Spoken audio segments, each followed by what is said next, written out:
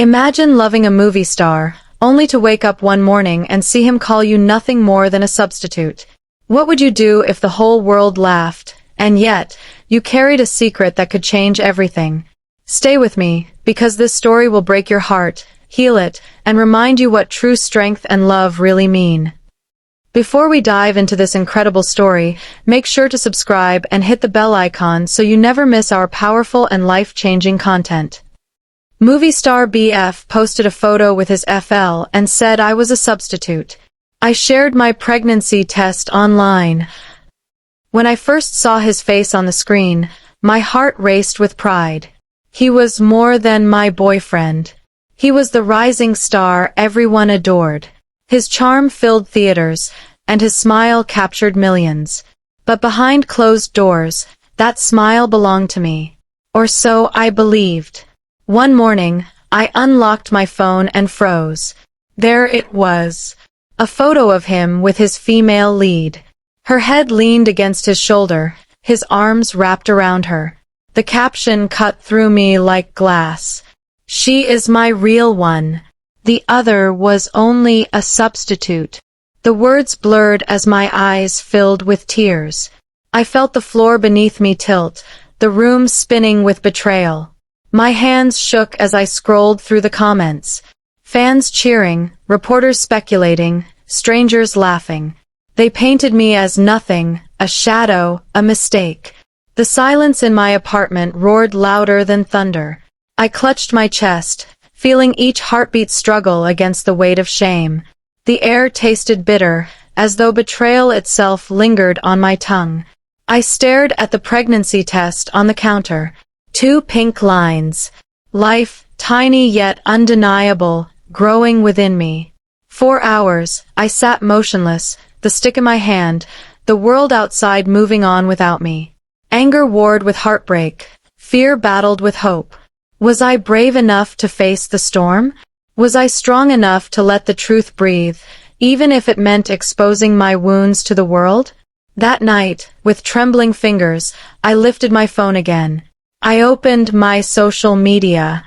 I snapped a photo of the test, resting against my palm. And I wrote only one line. A substitute does not carry life. I pressed share. The screen glowed back at me, the words spreading like wildfire. Within minutes, messages poured in.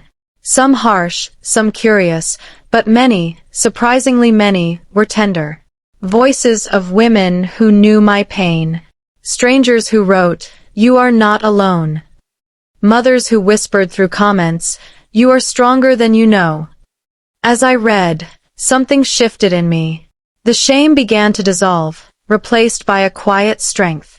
I was no longer hiding in the shadows of his fame. I was standing in my own light, holding the beginning of a new story. The days that followed were a whirlwind. Every news channel picked up the story. Headlines screamed my name alongside his, twisting and turning our private pain into entertainment. At first, I felt exposed, like every eye in the world was judging me. But then something remarkable happened. Messages from women kept arriving. Letters, emails, handwritten notes slid under my door. Each one carried stories of strength, survival, and motherhood against all odds. Slowly, the shame gave way to courage. I realized my voice had touched more people than his fame ever could. They no longer saw me as the substitute. They saw me as a woman who refused to break. One afternoon, as I walked into a small cafe tucked away from the city noise, the smell of fresh bread wrapped around me like comfort. I ordered tea and sat by the window, the rain painting trails across the glass. That is when a man approached. He was gentle in his demeanor, his eyes steady but kind. He said softly, "I read your story. You are braver than you know." Something in his tone made me lift my head. He did not look at me with pity or with curiosity, but with understanding, as if he carried his own scars too. We spoke for hours that day. About heartbreak, about loss, about starting again. His words were not grand, but they were sincere. And sincerity was something I had been starved of for too long. Each meeting after that was a thread weaving me back into life. He never rushed me, never asked for more than I could give. He only offered presence, like a steady hand in the dark. And I began to smile again. Not the forced smile I once wore at red carpets, but a real one, soft and unguarded. The world outside still whispered about my ex and his glamorous life. But those whispers no longer held power over me. Because now, when I looked at the growing curve of my belly, I saw not loss, but promise. I was not abandoned. I was carrying the greatest proof of love's endurance. Would you like me to take the story further, showing how she finds peace in motherhood, builds a new kind of love with this man, and moves toward a graceful, wise ending? As my belly grew, so did my strength. Each kick from within reminded me that life does not stop when someone betrays you. Life insists on moving forward, even when your heart feels stuck in the past. The man from the cafe began appearing in the small corners of my daily life. He helped carry groceries when the weight became too much. He walked with me during quiet evenings, listening more than speaking. And when the nights grew heavy with fear of the future, his calm voice reminded me, "You are not raising this child alone, even if you think you are." One afternoon, I invited him to the hospital for a checkup. I was nervous, unsure if it was too much to ask.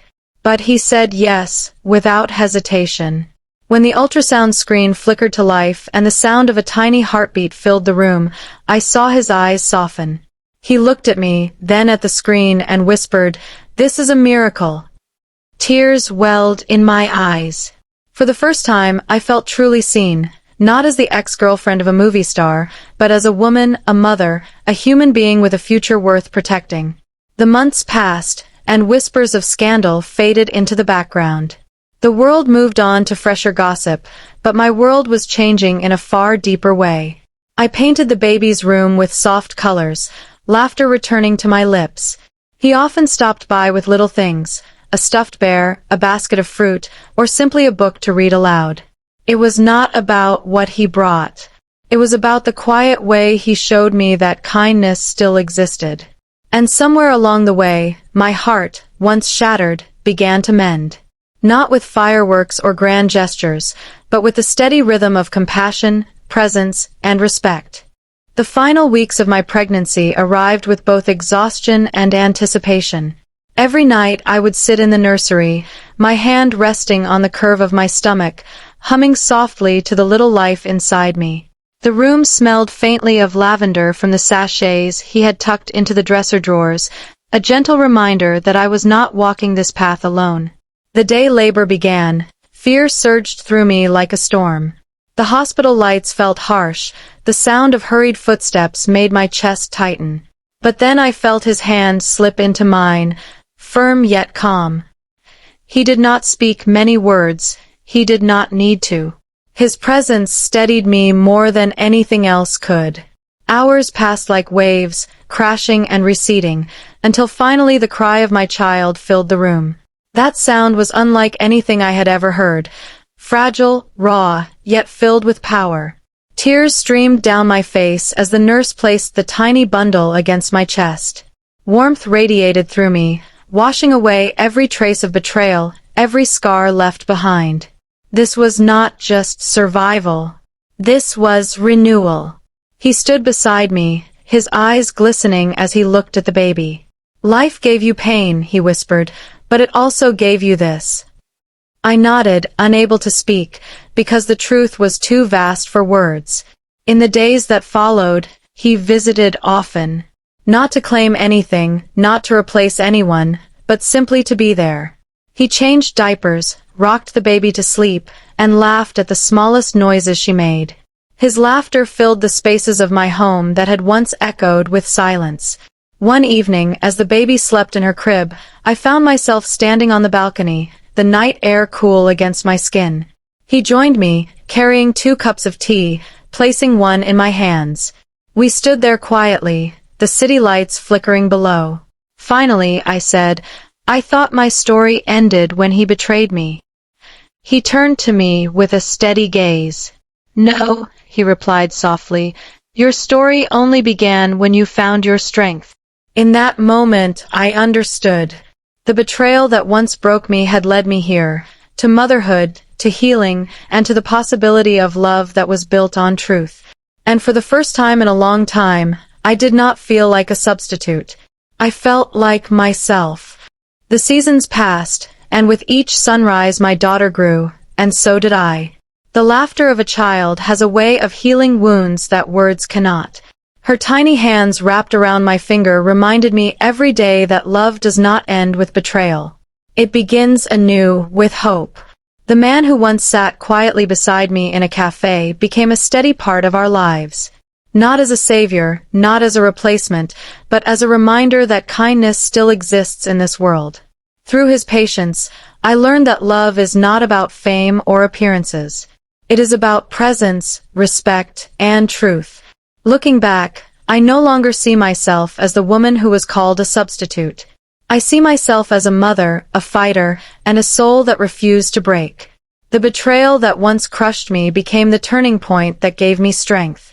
Because sometimes, the end of one chapter is simply the beginning of a better one. The moral is clear.